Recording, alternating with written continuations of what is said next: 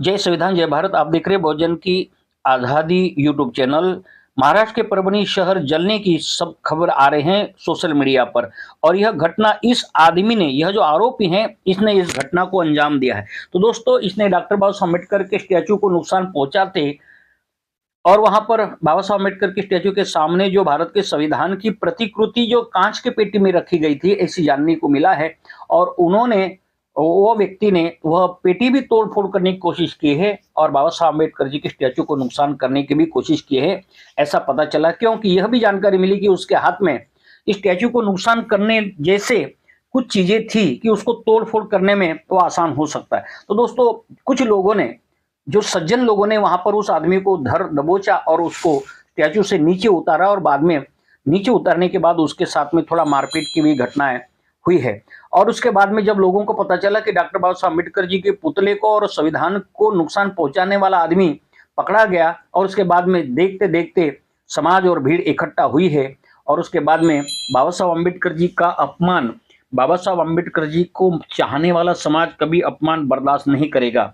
और इसीलिए जब उसके कारण ऐसे हुए कि कुछ लोगों ने आंदोलन का रूप ले लिया, और वो घटना ने आंदोलन का रूप लेने के बाद कई समय तक दुकानों को तोड़फोड़ करना, रास्ता रोको आंदोलन हुआ, रास्ते पर टायर जलाए गए, ऐसे वीडियो आपने देखे हैं।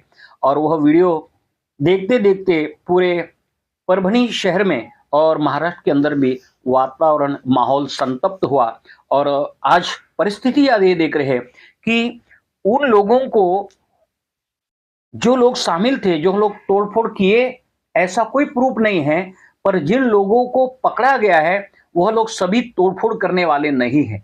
वो आंदोलन में शामिल होने, शांतिपूर्ण आंदोलन में शामिल भी होते हैं। बहुत सारे लोग हैं कि चलो हमारा फर्ज है कि हम अपने महापुरुषों के लिए हमें जाना चाहिए। नहीं तो फिर वो तो अपने आप को नपुंसक मानेगा ना, वो नहीं कर रह सकता है घर में। क्योंकि बाबा साहब के सम्मान के लिए हर बाबा साहब को चाहने वाला रोड रास्ते पर तो उतरेगा, चाहे सरकार किसी की भी हो। क्योंकि यही सरकार में ऐसा हुआ, ऐसा नहीं, पहले भी सरकारें रही हैं, कांग्रेस की सरकारें भी रही, वहां पर भी बहुत सारे खैरलाजी जैसे कांड हुए। यह कहने की कोई आवश्यकता नहीं, समाज जानता है, इतिहास नहीं भूलता है।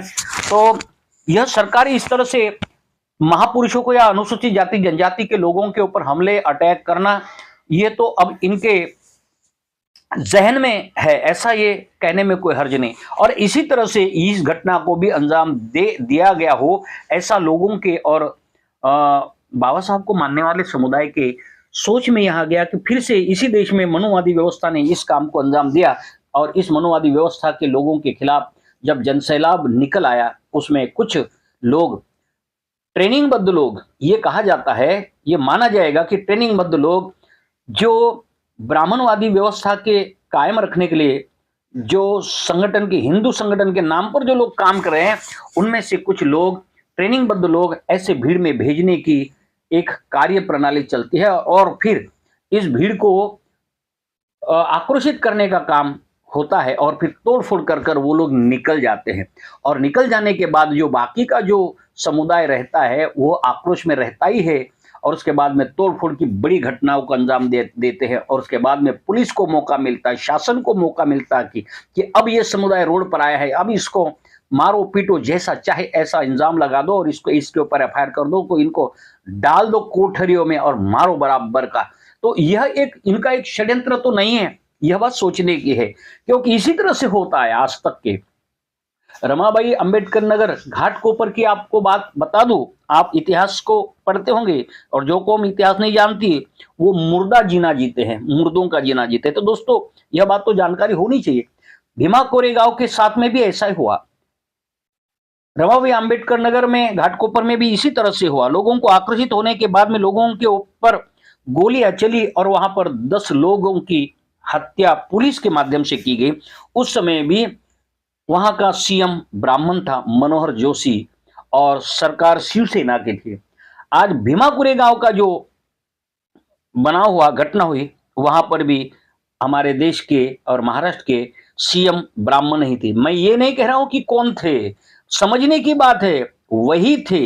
यह लोग ही इस तरह से घटनाओं का अंजाम देते हैं और उसके पीछे उनको सपोर्ट करते हैं, यह कहने में कोई इतराज नहीं है। और आज जो घटना हुई, जैसे ही शपथ विधि हुई और फिर देवेंद्र फडणवीस जी इस के मुख्यमंत्री बनते ही इस काम को अंजाम मिला, तो क्या ये कहने में कोई इतराज नहीं है? ये हो सकता है, भले आपने प्रत्यक्ष नहीं किया मगर आपने उस व्यक्ति का बचाव किया कि वो मनोरुग्ण है, वो पागल है। यह आप डॉक्टर का सर्टिफिकेट आपके पास नहीं है कि आप उसको डायरेक्टली मनोरुग्ण कह के उसको क्लीन चिट देने का काम करोगे, तो यह आपके स्टेटमेंट और आपकी बातों से पता चलता है कि आप उसके बचाव में आ गए। इसका अर्थ यह है कि उसको बचाने का काम आप कर सकते हैं। तो दोस्तों, यह देश में इसी तरह से होता रहेगा, परंतु आंदोलनकारी लोग समझना चाहिए कि आंदोलन करना है, हमें शांत प्रिय करना है और कभी भी आक्रोश में आकर नहीं, सोच समझकर आंदोलन करना होगा। धरना प्रदर्शन कर सकते हैं।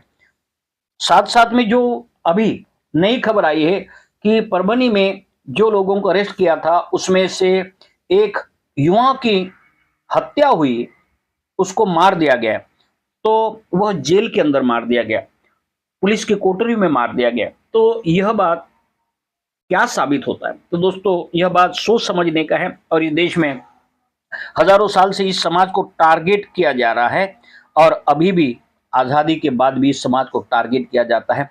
इसलिए ये समाज हमेशा अपने आजादी की लड़ाई लड़ता है और लड़ता रहेगा भविष्य में, यह बात कोई दो राय नहीं है। तो दोस्तों, आपको ऐसे जब भी घटनाएं होती है सोच समझकर ऐसे कार्यक्रमों में हमें अंजाम देना है, क्योंकि धरना प्रदर्शन और विरोध प्रकट करना यह तो नागरिक का अधिकार है, परंतु ऐसे तोड़फोड़ और आगजनी का काम करना यह हमारे लिए नुकसान साबित होता है। और जिनके दुकान तोड़े वो भी हमारे बहुजन के ही काफी लोग होंगे, बहुजन के हो या अन्य कोई भी समाज के हो। किसी के संपत्ति को नुकसान पहुंचाना हमारा कोई अधिकार नहीं और ना ही हमारा कर्तव्य होना चाहिए। साथ साथ में सरकारी संपत्ति को नुकसान पहुंचाना यह हमारे लिए सही बात नहीं, अच्छी बात नहीं है। तो दोस्तों, भारत के संविधान के अनुरूप आंदोलन करना हमें कोई माई का लाल नहीं रोक सकता है, मगर हमारे अंदर जो इस बातों को न समझने वाले लोग जब आंदोलन में आ जाते हैं और इन लोगों को, भीड़ को गुमराह करने के लिए कुछ लोग अंदर घुसपैठ करके फिर ऐसे काम को गलत तरह का अंजाम देने का काम होता है। तो इसीलिए हमें बहुत सोच समझना है। दोस्तों, आगे भी ऐसी घटनाओं का नहीं होना चाहिए, हम तो चाहते, मगर मनुवादी कभी शांत नहीं बैठेंगे। उनका काम ही है कि ऐसी घटना देते रहेंगे, तब तक यह समाज पुलिस के हत्थे नहीं चढ़ेगा जब तक इनको चैन नहीं पड़ती है। तो दोस्तों, यह सोची समझी साजिश के तहत ये काम को अंजाम दिया हो सकता है, इसमें अब कोई दो राय नहीं है। तो यह वीडियो आप ज़्यादा से ज़्यादा लाइक करें, शेयर करें, सब्सक्राइब करना ना भूलें और यह वीडियो आपको यहाँ तक। जय संविधान, जय भारत।